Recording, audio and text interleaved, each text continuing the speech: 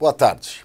O Na Real na TV de hoje entrevista o cientista político José Álvaro Moisés, da Universidade de São Paulo, e também o responsável pelo site www.qualidadedademocracia.com.br.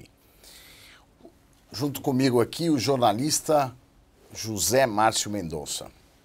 Professor, muito obrigado por estar aqui, é uma honra tê-lo aqui. E a pergunta, obviamente, deve ser a que todos nós estamos nos fazendo, sobre a conjuntura política brasileira no atual momento. O senhor já viu uma crise desta na história brasileira? Já analisou uma crise com esta envergadura e desesperança, vamos dizer? Não. Esse é o lado difícil do que nós estamos vivendo. Eu estou há 40 anos na atividade de análise política, né? Completei 40 anos agora. Eu nunca vi uma crise que digamos assim, articulasse tantas dimensões diferentes ao mesmo tempo. A crise econômica, a crise política, a crise de ausência de lideranças para pensar o problema, né? E de alguma maneira propor saídas. E como nós sabemos, e de certa maneira se generalizou essa percepção, é uma crise ética, é uma crise moral, no sentido de que foi rebaixando todos os valores que, num certo sentido, fazem parte da vida dos países democráticos republicanos, foi rebaixando, ao ponto que as pessoas dizem, bom, se todo mundo faz, eu também faço. Eu faço um trambique, eu roubo, eu faço isso, faço aquilo, quer dizer, uma certa generalização da ideia de que nós não podemos ter um padrão, não é, de interesse público predominando sobre as facções, os grupos, os pequenos grupos e a oportunidade que todo mundo quer tirar de alguma maneira da situação, né? Mas, professor, a pergunta outra que se faz é o seguinte, eu diria que são duas perguntas. Primeiro, para onde vamos? E, ao mesmo tempo, uma complementa a outra, qual é a saída neste momento? Bom, são duas perguntas difíceis, muito difíceis. Eu acho que, para onde vamos, eu acho que tem que, a resposta não é possível formulá-la pela seguinte razão. Ela depende, em grande parte, de como as lideranças políticas do momento vão, digamos assim, encaminhar a saída da crise, né? Quais são as alternativas que estão postas para a saída da crise? A primeira delas é o impeachment da presidente Dilma. Eu vejo isso, no entanto, de uma maneira muito cautelosa, por uma razão. Progressivamente, tanto o Tribunal de Contas da União como o Tribunal Superior Eleitoral e, claro, o Congresso estão protelando o exame do que seriam os fatos, do que seriam as provas que poderia levar ou não ao impeachment. Eu não acho que impeachment é uma coisa da vida normal da democracia. Não é uma coisa da vida cotidiana. Ela é uma solução excepcional. Agora, se você tem dúvidas sobre a condução de um dirigente, a Constituição é claríssima, tem regras e tem remédios para ser enfrentado, que supõem o exame e a produção de prova. Ora, nós estamos na fase em que tem denúncias, tem investigação, tem a decisão do Tribunal, do TCU, do Tribunal de Contas da União, alguma coisa que está andando no TCE, mas isso não se conclui. E a pergunta que eu sempre faço é por que está havendo essa protelação?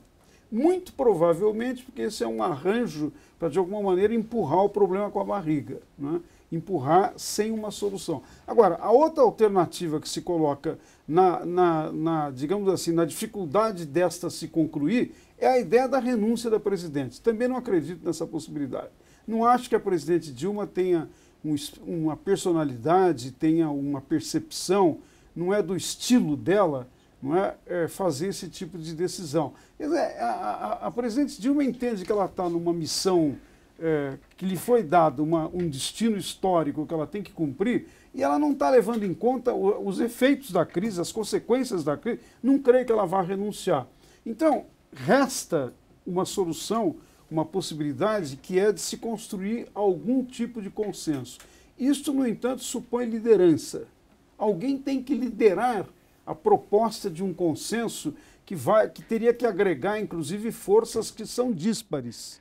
Não é? Agora, professor, nesse campo, eu faço uma pergunta, vamos dizer, do ponto de vista material da crise, não do, porque há toda essa coisa formal do impeachment, obviamente da renúncia e suas consequências, os arranjos que os políticos podem encontrar. Mas existe uma questão material, é que o país está mergulhado profundamente numa recessão.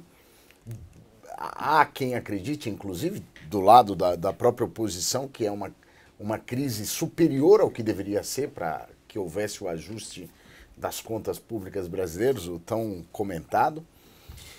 E a sociedade está num cenário de apatia. Porque apesar de todas as consequências, de toda a apreensão que se fala, das milhões de pessoas que podem perder emprego, há uma certa apatia, uma certa descrença tão generalizada que não há nenhuma movimentação verdadeiramente política no seio da sociedade. Como é que o senhor vê isso num cenário brasileiro como esse? Então, eu não sei se é apatia. Eu diria que é uma certa paralisia diante da impossibilidade de você encontrar saída. As pessoas estão desesperançadas, elas estão se sentindo sem rumo, sem saber até como entender a crise. Eu digo as pessoas comuns, o senso comum. Mas mesmo as elites estão paralisadas. Isso leva a uma certa paralisia, não é? que pode implica numa certa passividade. Agora, eu acho que o problema realmente é isso que você mencionou. O problema, a responsabilidade disso é dos líderes. Os líderes políticos, os líderes democráticos têm que encontrar uma saída. Eu acho que nós estamos tendo um problema porque a liderança, digamos assim, do governo, que é o PT e o ex-presidente Lula, eles estão girando estritamente em torno da noção, da ideia da manutenção do poder a qualquer custo. Isso é péssimo para o país, porque significa não enfrentar a dramaticidade, o que há de dramático da crise e, digamos assim, compondo possibilidades para essa manutenção do poder. Agora, nós temos um problema algo semelhante no campo da oposição.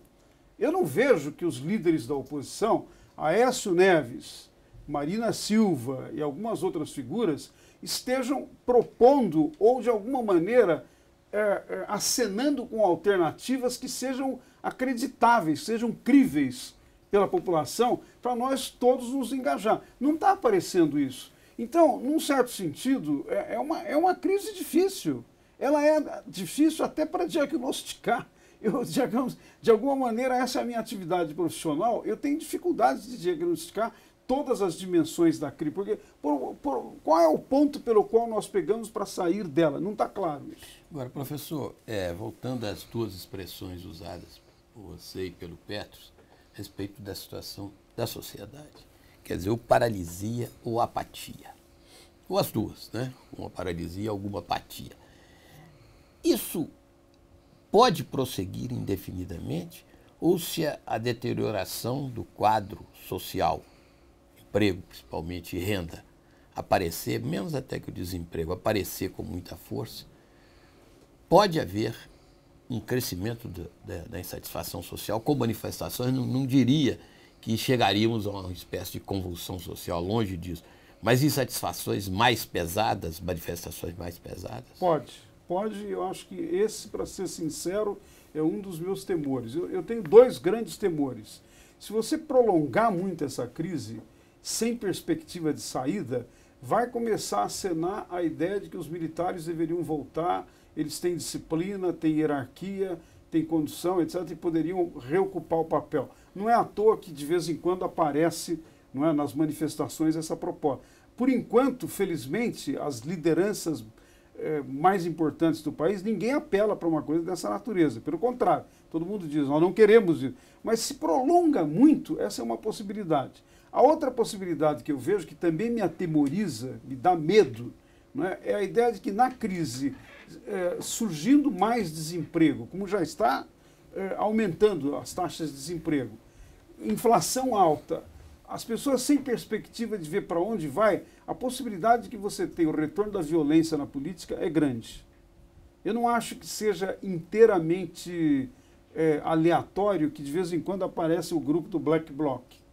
Quer dizer, que um grupo de pessoas se disponha em algum momento na atividade pública a trazer a violência de volta, por trás disso pode ter manipulação, pode ter compra, pode ter organização, mas por trás disso significa que algumas pessoas se arriscam a isso, né?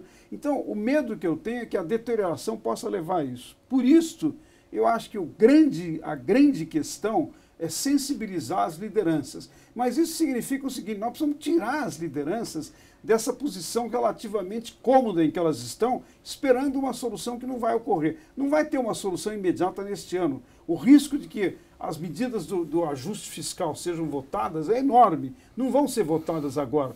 Mesmo uma hipótese que eu, pessoalmente, não sou favorável, que é o retorno da CPMF. Mesmo admitindo que se houvesse um grande consenso no sentido de reintroduzir um imposto dessa natureza com vistas a reequilibrar as contas, não tem tempo para fazer isso esse ano.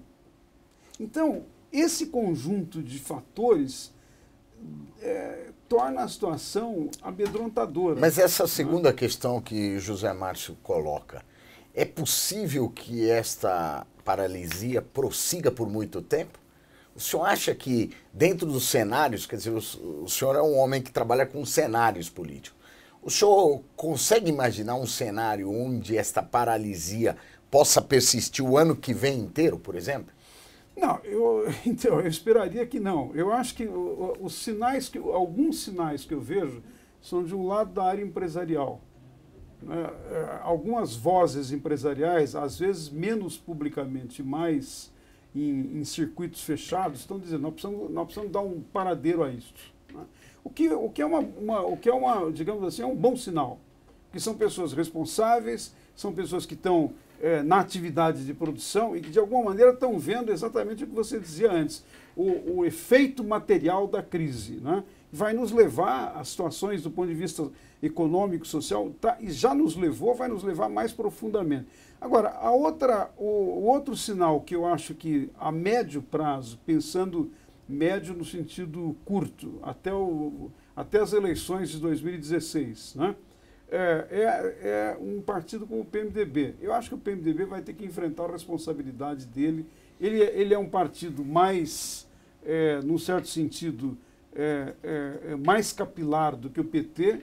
Ele é o segundo grande partido da coalizão neste momento. O PSDB está na oposição, está fora, portanto, desse ponto de vista, vai operar como PSDB. Mas quem pode, de alguma maneira... desequilibrar o cenário? De alguma maneira, buscar um novo consenso é o PMDB. Agora, o PMDB é dividido, tem lideranças que estão o tempo todo lutando entre si, buscando, de alguma maneira, redefinir o seu espaço, até pensando em 2018, o que complica as coisas, né? Mas se você olhar, vamos dizer assim, na minha situação, me colocar na posição de um brasilianista que olha o Brasil com algum distanciamento, quando você olha com distanciamento e com alguma altitude, do governo, do PT, não está saindo solução, a oposição eu acho que está parada, a oposição está sem alternativa. Então, o PMDB é o agrupamento que, de alguma maneira, vai ter que enfrentar essa responsabilidade. Se eles serão capazes, se eles têm força, valores para isso, eu não sei responder.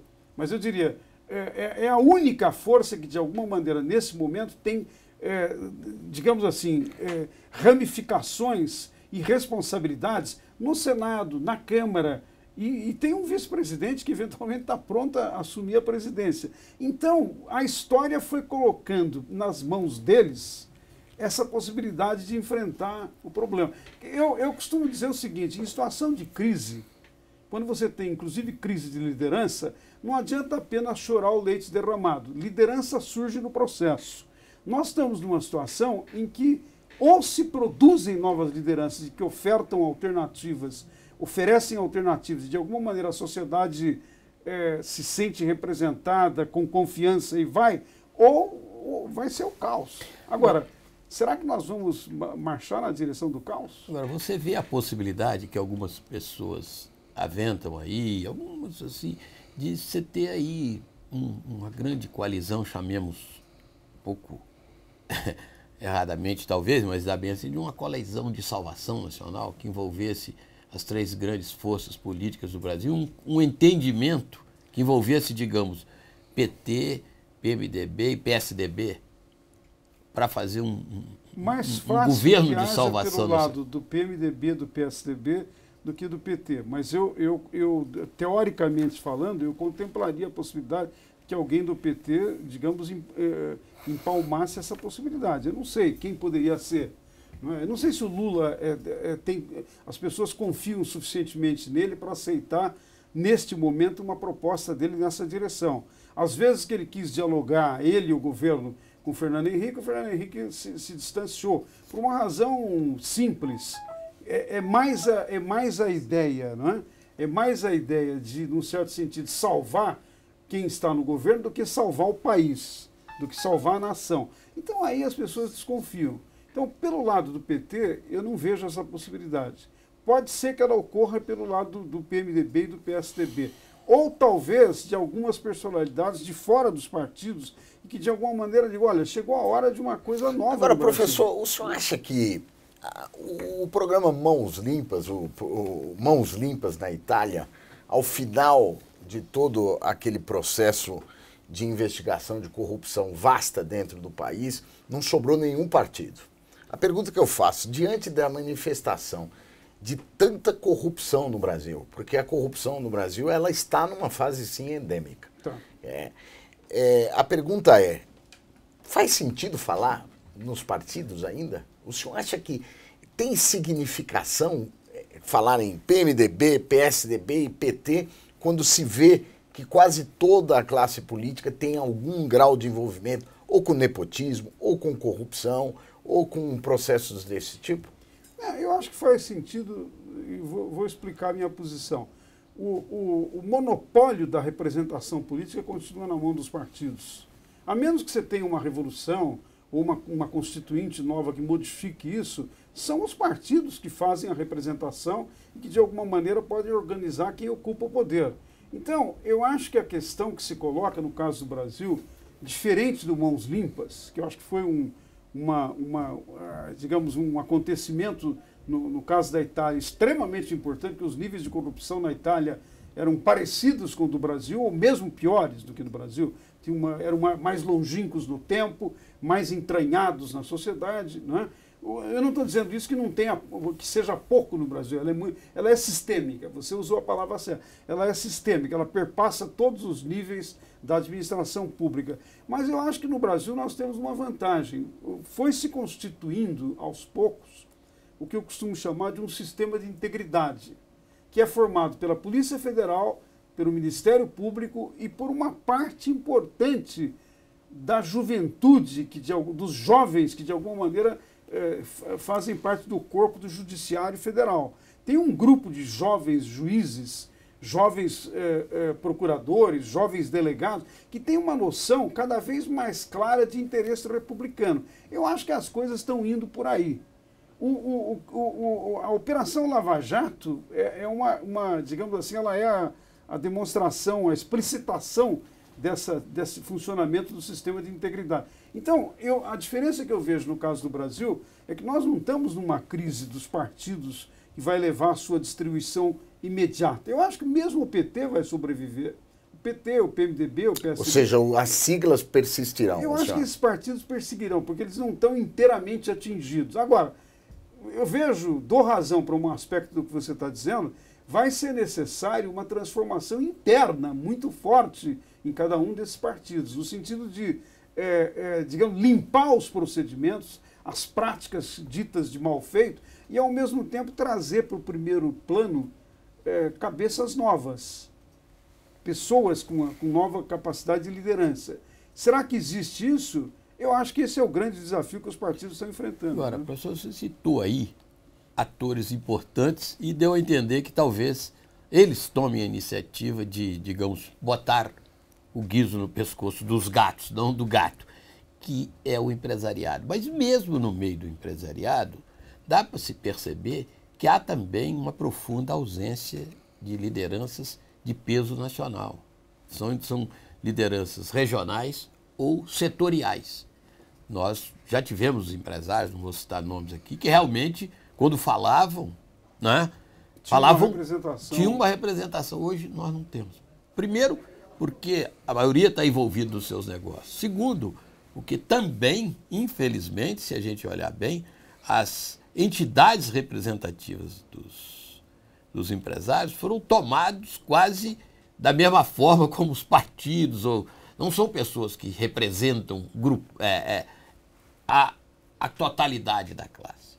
Por isso é que a pergunta que eu quero fazer é a seguinte: quem de fato pode colocar o guiso no pescoço dos gatos? Pegar os 4 ou 5 e dizer, olha, tomem juízo, para ser mais franco. A sua questão retoma uma questão que foi colocada anteriormente, da passividade. Eu acho que nós estamos vivendo um momento em que a percepção de que a crise está se prolongando, os processos, inclusive as conexões, estão se deteriorando, e isso é muito grave, está começando a se generalizar na sociedade. Então, eu acho que nós estamos vivendo um momento em que vai ser necessário pressão da sociedade para haver mudanças. Quer dizer, a ideia, o diagnóstico de que tem crise de liderança não se resolve você dizendo, bom, então eu vou pensar A, B ou C que vão ser os novos líderes. Vai ser necessário pressão para se criar isso. Alguém vai dizer para mim, e eu concordo... O próprio Lula é fruto de uma pressão, assim, né? Eu acho que o Lula foi fruto de uma pressão e conseguiu desgastar a sua própria liderança a um ponto tal, como nós estamos vendo agora, que, pelo menos a meu juízo, tem um papel destrutivo. Eu me refiro ao Lula pós-regime militar, o Lula das greves, então, o Lula das novas... inicial. Inicial. Então, eu penso que... Eu sei que alguém vai dizer, bom, mas isso pode tomar um período mais longo de tempo e nós precisamos de solução mais a curto prazo, né? O que nós vamos fazer? O problema é que nós estamos nessa encruzilhada. Nem nós estamos tendo lideranças capazes de alguma maneira, ter confiança da sociedade, interpretar o dilema de hoje com uma perspectiva no futuro e dizer, olha, agora é assim, mas vai ter tal e qual. Nem nós temos isso, né? Não estamos tendo, e nem pelo lado de quem tem poder estão sendo capazes de se renovar para se reapresentar. A presidente Dilma fez uma tentativa, eu reconheço a tentativa, mas acho que foi fracassada, não é? De reformular o ministério, etc. Só que adotou uma solução para reformular o ministério que digamos assim, que é negativa. Não é propriamente a de pensar em grandes projetos do país, propor teses que de alguma maneira sensibilizar, mas é de fazer de novo a costura de quem vai se beneficiar e, portanto, vai dar algum apoio. Nem conseguiu o apoio no Congresso, que nos 2, 3 dias seguintes não teve maioria suficiente para votar o que tinha interesse, nem conseguiu ter essa repercussão na sociedade. Então nós estamos no que antigamente, no meu tempo em Campinas, se chamava mato sem cachorro, né? Agora eu vou fazer uma outra posição para observar o seguinte: nós estamos fazendo uma análise, todo mundo fora do governo e do mundo político faz essa análise.